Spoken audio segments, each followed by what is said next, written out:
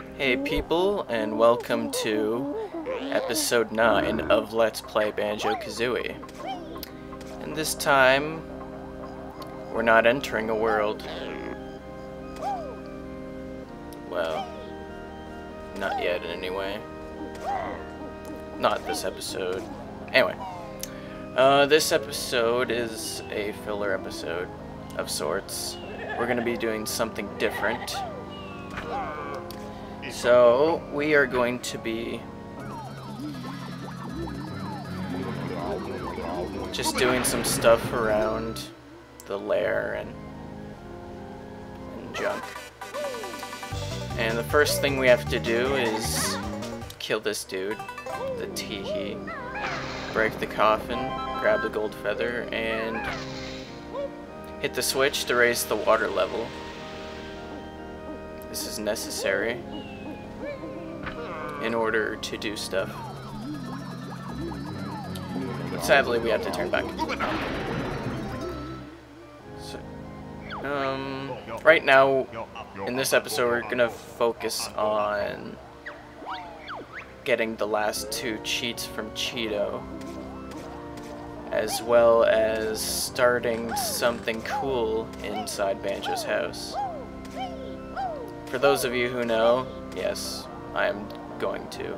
For those of you who don't, you'll just have to wait and see. This is pretty much the best way to avoid attracting those, attracting the rippers.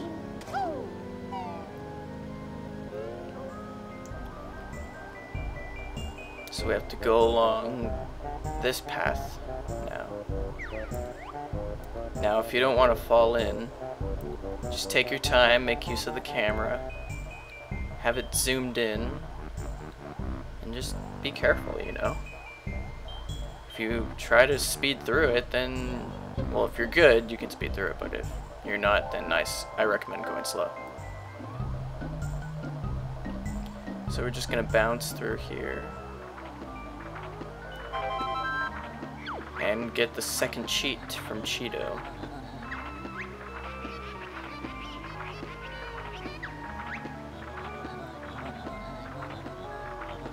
So we have to enter red feathers in the bottom of the sandcastle. And we'll actually be going to the sandcastle next episode. Just saying. So, I need to get my way through here without falling, because this is pretty much an instant death zone right here if you're not careful. And normally I fall down, but I seem to be lucky this time. And this finishes our deeds as the pumpkin. We no longer have to be the pumpkin, although I liked being the pumpkin. Oh yes, and I finally looked at all the achievements again. I looked at the achievement list, so I'm going to go through the first 6 achievements that I have again. So there's the Get Jiggy achievement, which you get for collecting your second jiggy, but technically the first jiggy inside Mumbo's Mountain, worth 10 gamer score. The Mumbo Jumbo achievement, which you just transform once, that's 10 gamer score. And Knockout Nipper, we defeat Nipper, worth 15 gamer score. Free Clanker by freeing Clanker in Clanker's Cavern.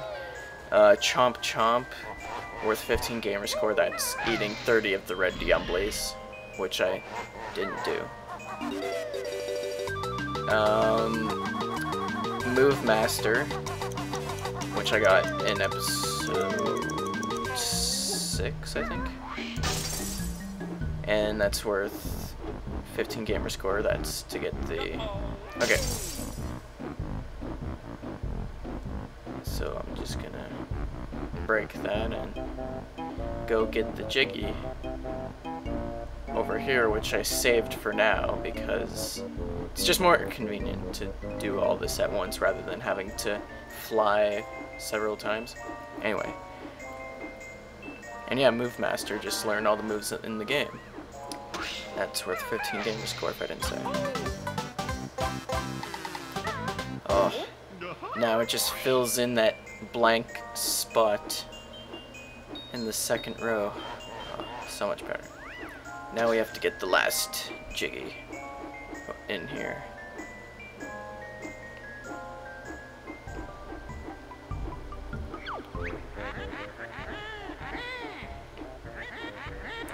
Can I get this? Yes! I just saved myself like 2,000 million seconds. So with that, we can now progress further through the lair a bit more. Actually, we're going to open up Rusty Bucket Bay in moments. First, we have to go to the lobby area. And we actually have to find a crate in the corner of the map to the left. And underneath the crate is a switch that will raise the water a second level.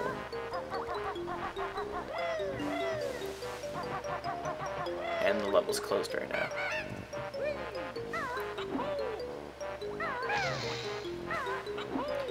And wouldn't you know it, we found the second blue cauldron, which means we have a new warp point.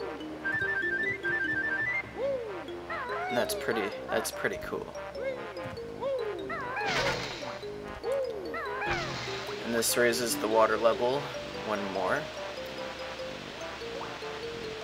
And this will let us grab the gold feather. Even though I can't carry it anymore. But this will let me open up allow me to open up Rusty Bucket Bay. But we're not gonna do that yet.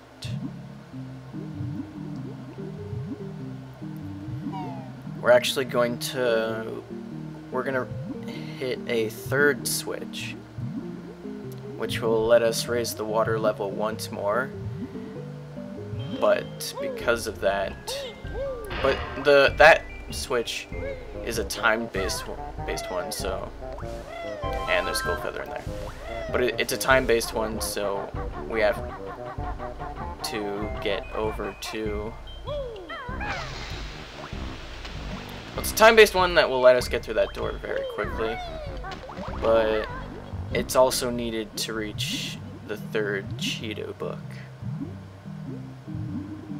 Now, are there 3 Cheetos, or is Cheato just teleporting around the map? But doesn't have like a molehill like models. 10-9, we only got a few seconds, and this lets us get up here, and we can get the third Cheato cheat. Oh yeah, we're getting good, alright.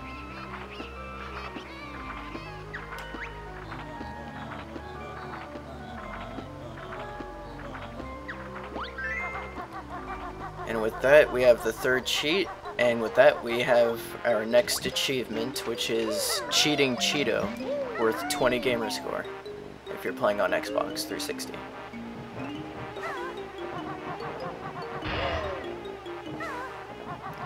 And now we can finally open up Rusty Bucket Bay. Except we're not going there yet. But we might as well get it out of the way. We might as well get it out of the way while we are still here.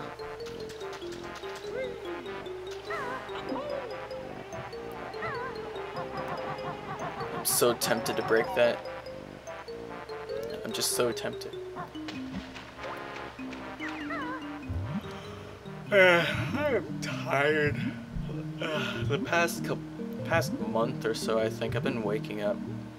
Actually, the past couple weeks, I've been waking up.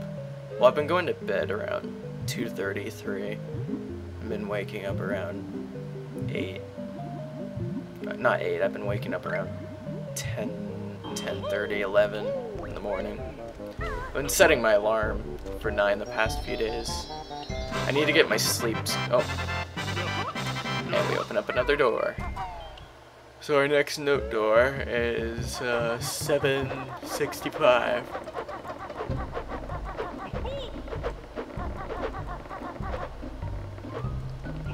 Man, I'm running low on health again.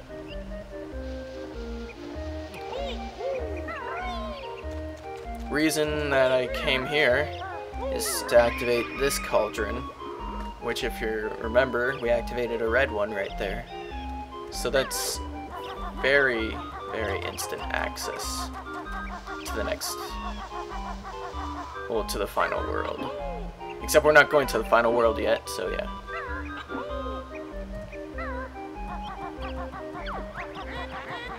You've found some notes, but you'll need more to break my spell and pass this door. Okay, I could have read that much better.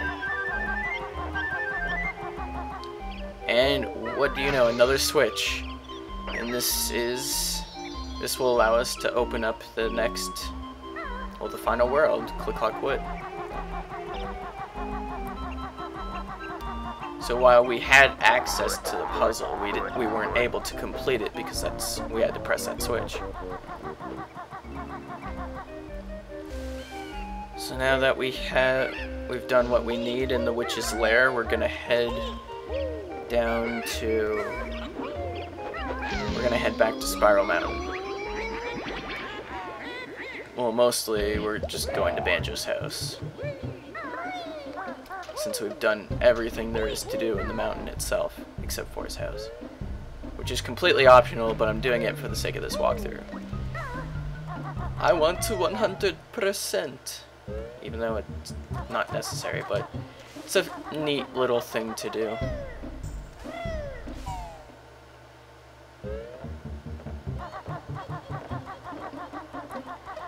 Man, it feels so weird being back in this part of the lair. Well, especially if you're still playing the game normally, without saving, turning off, and stuff. Sure is nice to hear this music again. Mr. Kirkhope, you put together a nice soundtrack.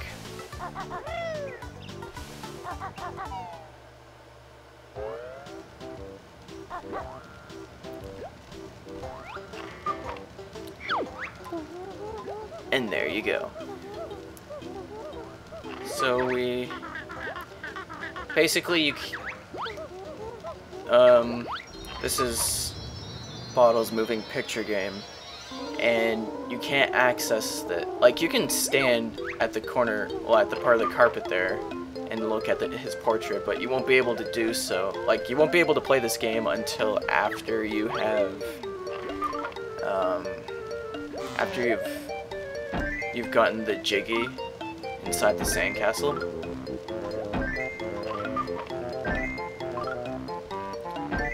And I'm not sure if many people are familiar with this puzzle at all, with these puzzles at all, since this sort of thing was kind of a main focus in Banjo-Tooie, which was necessary to open up the worlds inside Jiggy Wiggy's temple. But this puzzle's just mainly a secret sort of thing. I wouldn't say it's an Easter egg, but it's a nifty little optional thing you can do with the game. So when you complete a puzzle, Bottles will give you a code for you to enter inside the sandcastle. And so with this puzzle, you have to enter Bottles bonus 1. And from what I remember, Bottles bonus 1 will turn Banjo's head. Well, it'll make Banjo's head bigger.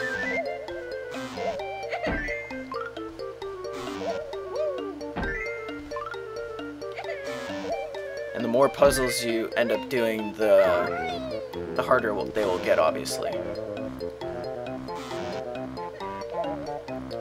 And I'm not doing too good right now with this puzzle.